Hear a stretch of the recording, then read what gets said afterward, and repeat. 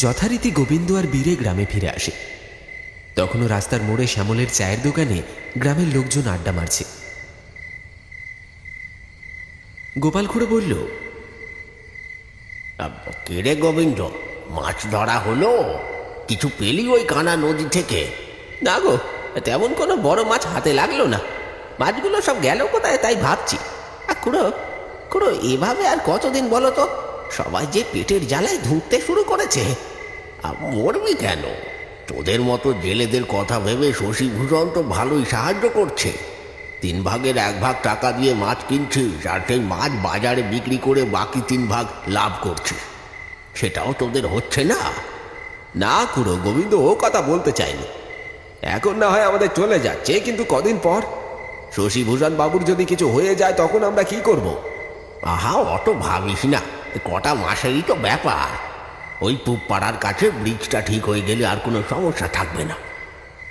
বলছি খুড়ো, একটা কথা জিজ্ঞাসা করব, রাগ করবে না তো? এই শশীভূষণ বাবু এত মাছ পান কোথায়? কানা নদীতে তো কোনো মাছ নাই।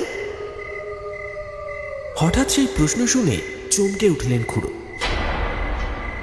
কিছুক্ষণ গোবিন্দ আর বীরেকে ভালো করে দেখে নিয়ে বললেন, দেখ গোবিন্দ, এই দুর্দিনে শশীভূষণ যে তোদের সবাইকে কত সাহায্য করছে, এটাই তোদের কপাল।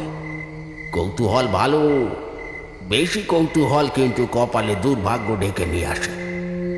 খুড়োর মুখে এই কথা শুনে গোবিন্দ আর বীরে আর কোনো কথা বলল না, শুধু আসছি বলে সেখান থেকে উঠে পড়ল। শশীভূষণ এই চাপাহাটি গ্রামের একজন গণ্যমান্য ব্যক্তিবর্গ। বংশ পরস্পরায় জেলে কানা নদী থেকে মাছ ধরে নিজের পেটটুকু চালিয়ে নেন। গোপাল খুড়ো তার সঙ্গী। সপ্তাহ 2-3 কানা নদীর ওপর পাকা ব্রিজ তৈরির কাজ শুরু হয়েছে, ফলে নদীতে বড় কোনো মাছ পাওয়া যাচ্ছে না। ফলে চাপাহাটি গ্রামের জেলেরা সংকটে পড়ে যায়। বাজারে মাছের আমদানি রপ্তানির অবস্থা খারাপ। ঠিক এমন অবস্থায় গ্রামের মাছের আড়ত খুলে বসে শশীভূষণ বাবু। শুধু জেলেদের তিনি 3 ভাগের 1 ভাগ টাকা নিয়ে মাছ দেন, আর জেলেরা সেই মাছ বাজারে পর্যাপ্ত দামে বিক্রি করে ভালোই মুনাফা অর্জন করছেন।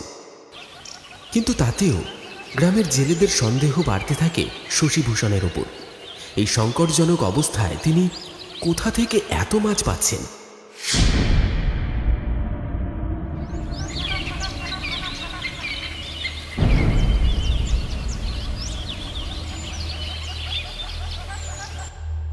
ও খুড়ো, কত করে নিচ্ছ মাছ?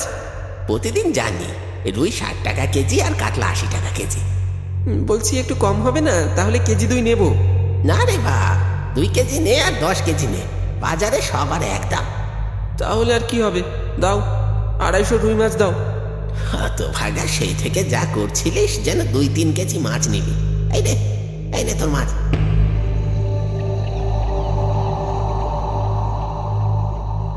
সকাল হতেই গ্রামের জেলেরা শশীভূষণ বাবুর কাছ থেকে মাছ নিয়ে বাজারে বসে পড়েছে মাছ বিক্রি করতে। গ্রামের সবাই টুকটাক জিনিসপত্র নিয়ে বাজারে বিক্রি করতে আসে। প্রতিদিন বাজার বসে সকালে, আর রবিবার বসে হাট। গোবিন্দ আর বীরে দেখল গোপাল খুড়ো সব গোছাতে শুরু করেছে। কি গো খুড়ো, কি হলো? এখনই উঠে পড়ছো নাকি? হ্যাঁ রে, আজ একটু কাজ আছে, তাই বাড়ি যাচ্ছি। তোরা বাজার ঘাট কর, কাল দেখা হচ্ছে হাটে, কেমন?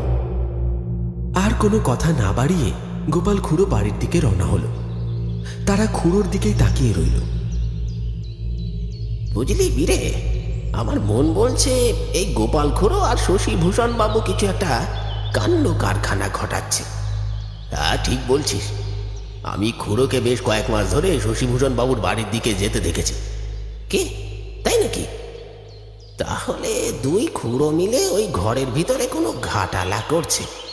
আজ বিকেলে চলে আয়, বুঝলি? আজ বিকেলে তারা শশীভূষণ বাবুর বাড়ির উপর নজর রাখবে বলে ঠিক করে। যথারীতি সকাল গড়িয়ে দুপুর, দুপুর গড়িয়ে বিকেল হয়। তারা এসে হাজির হয়েছে শশীভূষণ বাবুর বাড়ির সামনের জঙ্গলে। সেখান থেকে লুকিয়ে নজর রাখতে থাকে।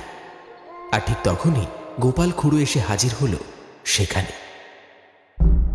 আশপাশটা ভালো করে দেখতে লাগলো। তারপর হঠাৎ করেই ঘরের ভিতর ঢুকে দরজা বন্ধ করে দিল।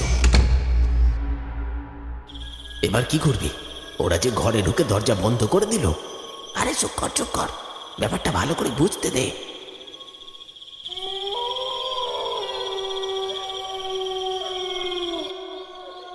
পরিবেশটা কেমন যেন ঘুম হয়ে আসছে। অন্ধকার জঙ্গলে চুপ করে বসে বসে অপেক্ষা করতে লাগলো গোবিন্দ আর বীরে। ঘরের জানালা দিয়ে হলদেটে আলো ছড়িয়ে পড়ছে চারিদিকে। মশাদের ভনভনানিতে ধৈর্যের বাঁধ ভেঙে যাচ্ছে তাদের। কোনো সাড়া শব্দ আসছে না ঘরের ভেতর থেকে। আর এইভাবেই আধা ঘন্টা কেটে গেল। গোবিন্দ এক দৃষ্টিতে তাকিয়ে রয়েছে সেই জানালার দিকে।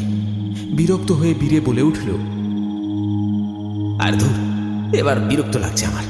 ওই দুই বুড়োতে যা করছে করুক গে, তাতে আমাদের কি? আমাদের তো কোনো সমস্যা হচ্ছে না। কি করতে এসে কি হয়ে যাবে কে জানে। আরে এত ভয় পাচ্ছিস কেন? কিচ্ছু হবে না।